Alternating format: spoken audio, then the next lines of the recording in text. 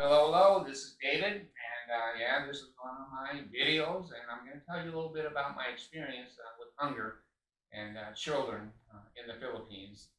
I have this website now.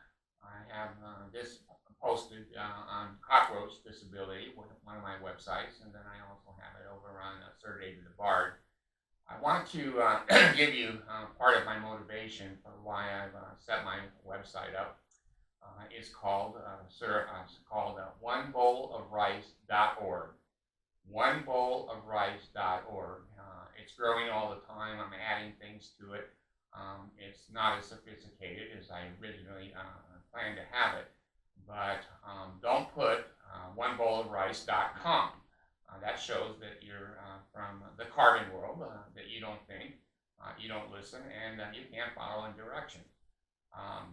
onebowlofrice.org. Now, here's my experience in the Philippines. I was there 2 or 3 times. I have a Filipino wife. We've been married 20 years, and I adopted 2 little girls from the Philippines. Abigail, who's now a sergeant in the United States Army in Sicily, and on a NATO base with her wife. They're married and have a beautiful home, and I'm very, very happy. I'm very proud of Abigail. And my little Allison, the baby of all of my carving children, just gave birth 2 or 3 months ago to one of my grandchildren. I'm very proud of Allison. Very, very good young lady. She's always been very thoughtful. When I was in the Philippines, I was sitting in a restaurant. If you want to call it a restaurant, it was like a lean-to with a anyway. Use your imagination. This was a quote bakery restaurant in the Philippines, and they did have a table, and I bought a couple of donuts, and you can buy things so cheaply in the Philippines. 1 peso is, let's see, I can't, the rate now is 58. For every dollar you give American dollars, so a peso is worth about 2 cents. I bought these 2 donuts. I'm sitting there with a little bit of milk, which is very hard to get in the Philippines, cold milk. They don't have much electricity and much refrigeration. But I was facing, and I was sitting at the back of the restaurant bakery, and looking out the front door and the window. While I was sitting there, now you've got to bear with me, guys. I'm 80 years old. God damn it, I should have died. I wanted to die. I prayed to die, and my digital wife Genevieve said, "Heavenly Father and Mother said, no, you got shit to do. Don't pull triggers yet." Anyway, I was sitting there, and I was looking out, and suddenly 2 little children. Probably the boy was maybe 6, 7, and a little girl appeared to be brothers and sisters. I couldn't verify that, but there was no parents, no supervision. They were just, I don't know if they were street children or, I don't know. They just appeared in the doorway, and they sat. This is so damn hard for me. I don't know why this is so hard for me. They were watching me eat. And I don't know if it was the Spirit or if it was God, if it was me, I don't know, and it doesn't matter. I knew they were hungry. They were dressed in rags. They were barefooted, unkept. And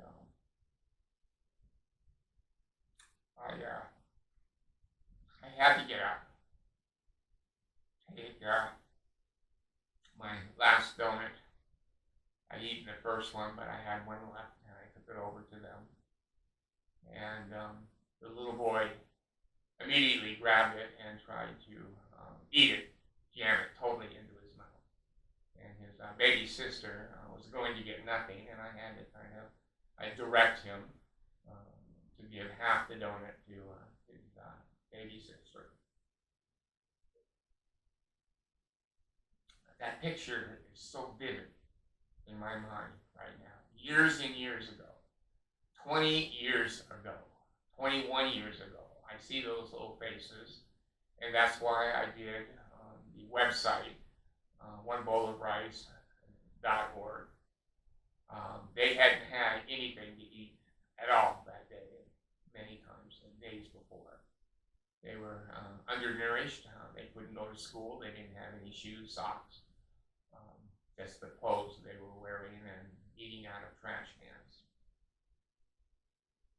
If I had $1 million, I would have bought 1 million donuts. I don't. You have, as a combination, millions of dollars. I'm begging you. I've said this only once before on a video, only a couple of days ago. I'm begging you. I can't support those children on my Social Security. I just can't. I still have my bills and my electricity, my medication, and my bullshit. I do try to send over there $100 myself out of my own Social Security money every month. That's all I can afford. You can afford much more. If you just hit the PayPal or the Venmo button there and put in $10, $5, $20, $1 million, whatever, that money comes to me. Comes right here to this place where I'm sitting. Then I can go onto my account here and move that money right to the Philippines, and I do. There's no overhead. I have to pay whatever it is, 5% to Western Union. When I send my $100 over there, they only get 95 because the Western Union takes 5% of that. But I have no overhead. I have no employees. I have no perks. I have nothing. With your money, it goes straight to the Filipino children right now, and we're expanding to go into other parts of the world. I'm going to tell one more story. These are so hard for me. I wished, and I hoped, and I prayed that when I spent my tithing donation sent my tithing donation to the Mormon Church, and my fast offering, it was going to buy donuts for some of those children. And when I found out after 50, 55 years that it wasn't, I was humiliated, I was embarrassed, I was angry, I was sad. I had many, many arrays of emotions knowing that the Mormon Church took my money. Only 1% of all the humanitarian money that flows to the Mormon Church, billions, goes to the poor. 99 cents of every damn dollar the Mormon Church got from me and you went into hidden LLC funds and put into a $300 billion bank account that they just sit on. The investment, the stock monies come into the general authorities. They're very, very wealthy, very, very rich. When I was in the Philippines, I went to McDonald's. Butuan Island is where my wife is from, and furthest part of the island down there. I went into McDonald's, and I didn't think anything of it. And McDonald's sold everything, and they also sold a lot of rice at McDonald's. I've never seen that in the United States, but I sat down at the table, and they had windows that looked out onto the poverty streets, no street lights, cars everywhere, people walking, motorcycles hanging from the rafters. I mean, go on YouTube and take a look at the Philippines. It's a third world country. It's sad. While I was sitting there eating, pretty soon, children, I guess it's because children are so damn innocent. I guess it's because they're so helpless. You know, we as an adult, we have some experience. We can find food in a trash can, or we can pick up bottles or recycle. But a child that is 5 to 8 years old, they're helpless. They can't feed themselves in any way. They must be handed perishable food. They began to stack up, looking through the window, their noses right on the windows, with 1 or 2 feet of me eating my Big Mac, fries, and malt, chocolate shake, my favorite. That's what's caused this. This is killing me. I looked at them and they were happy. They didn't know. They didn't know how poor they were. They didn't know how helpless they were. When we are created and we grow, we're innocent, we're helpless. We're counting on adults, the big people around us, to clothe us, feed us, take us to the doctor. Many of these children had been abandoned. They were street children. Their parents couldn't even take them. Their parents couldn't even have a house or a dwelling at all. The children were just wild, walking in the streets of the Philippines in Butuan. And my heart goes out more to the children. And I feel for the adults also. Of course I do. I saw hungry old men, and tell you about the old woman that I saw with her child and grandchildren. But let me stay on this story. The children smiled at me, they waved at me, and they were enjoying watching me eat.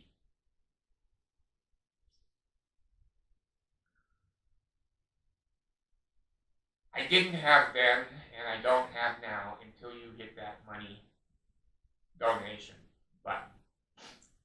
I didn't have enough money to feed all of those children. There was probably 12, 13 that gathered in that window to watch an American fat old man eat anything he wanted. So I went outside and I brought 3 of them in. That's all I could do. I couldn't do anymore. I'm where I am right now, folks. I'm where I am right now. I wanted to bring all of them in, but I didn't have the money. If you and I gathered that money together in a pile, we could bring all those children from that window into McDonald's. And for once in their life, none of them had ever been in a McDonald's, ever. Our children, my God, I've got 14 Carbon children. I had more Happy Meals in the backseat of my car, half eaten, in 20 years than McDonald's had in their trash cans. I need your help. I need to feed more of these young people who are helpless. So I brought 3 in. They'd never been in a McDonald's, and the management looked at me. You can get away with a lot in the Philippines when you're American. They admire us. They need our money. They did not want those children in McDonald's at all. Those kind of children dressed that way, barefooted, are not allowed in McDonald's. But with an American, they back down and help them. I don't speak their language. They speak Cebuano, Visayan. That's their dialect there. My wife and my daughters spoke Visayan, Cebuano. And I tried the best I could in English, pointing.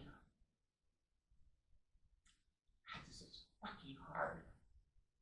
I just wish I could do.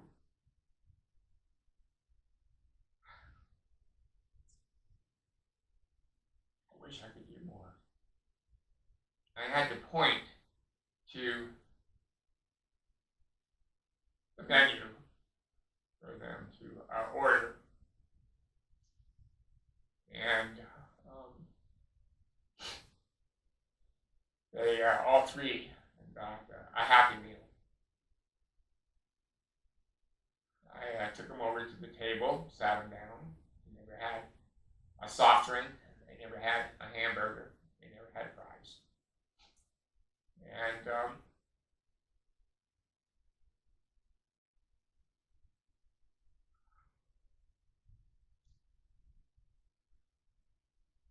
when they opened the Happy Meal package, there was a toy. And you know, and I know those toys are cute. The little plastic token toys, sometimes they're very unique, very different. These are children who had never had a Christmas.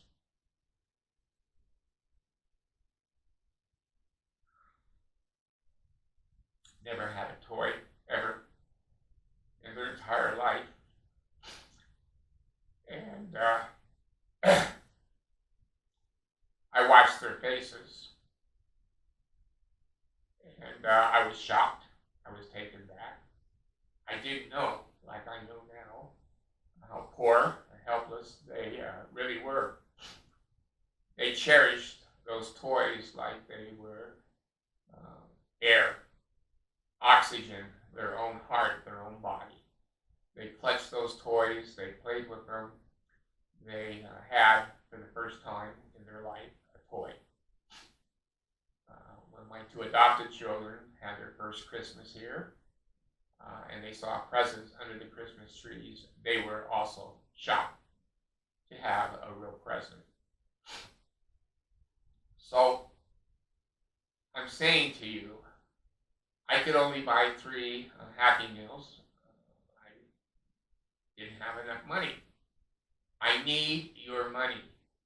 If you care at all, some of you have paid tithing like I have over the years, $100, $1,000, 5,000. Some of you have paid, huntsman, millions of dollars in tithes. How much Happy Meals? How much rice could that buy?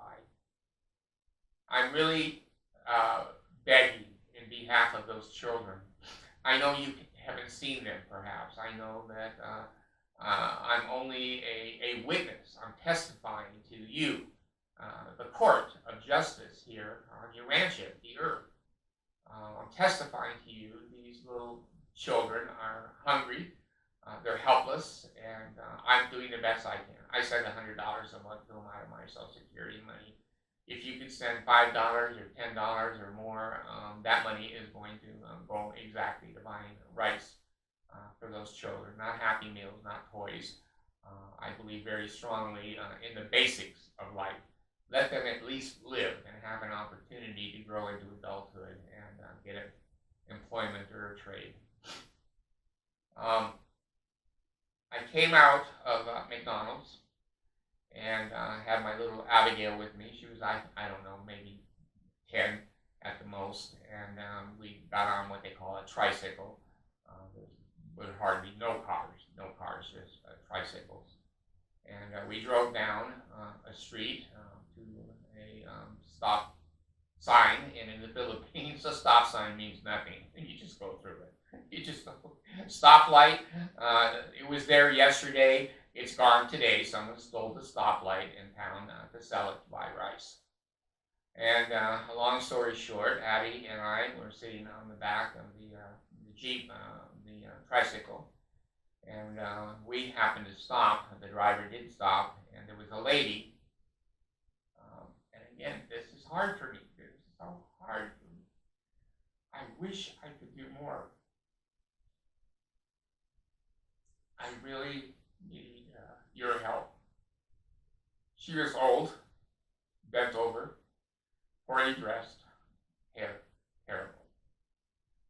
She had her grandchild, a baby, I don't know, maybe 6, 7 months old, no blanket, basically naked in her arms, in one arm holding the baby, and she put her other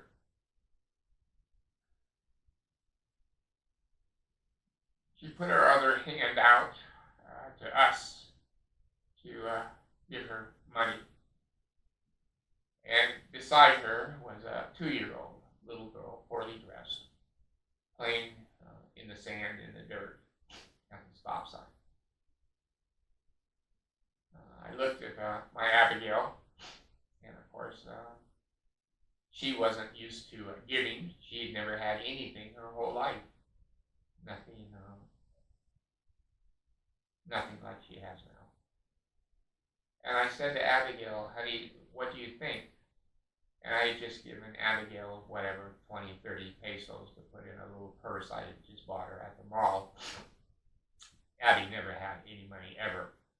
And she looked at me and she said, well, Dad, I've never had any money. I don't want to give them any of my money. I said, well, Ab, I said, honey, I'm going to help you learn and realize that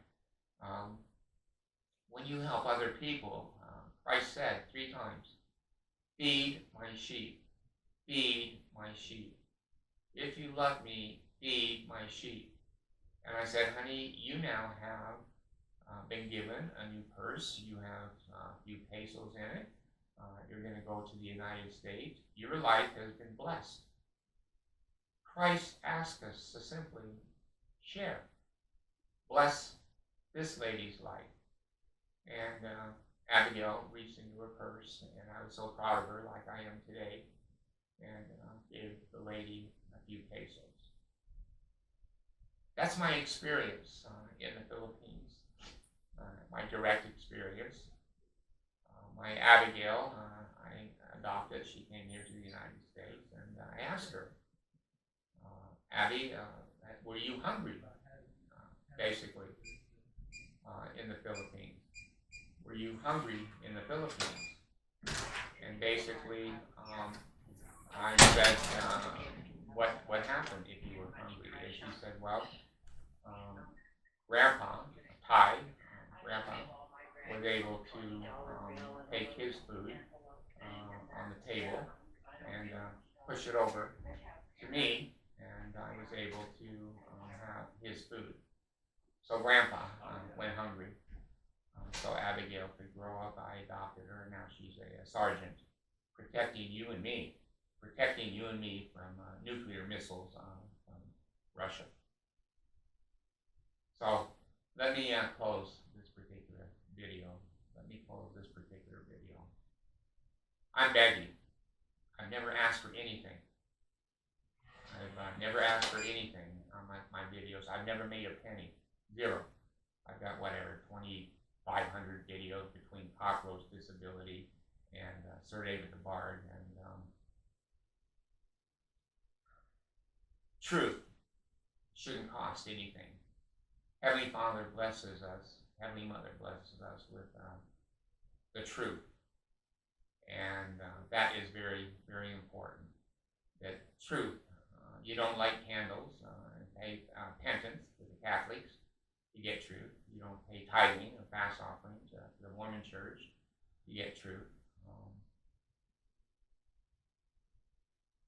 Please, in my old age, give me the satisfaction. Just give me the personal satisfaction that if I'm ever in that bakery again and I see 2 little kids outside, I can give them more.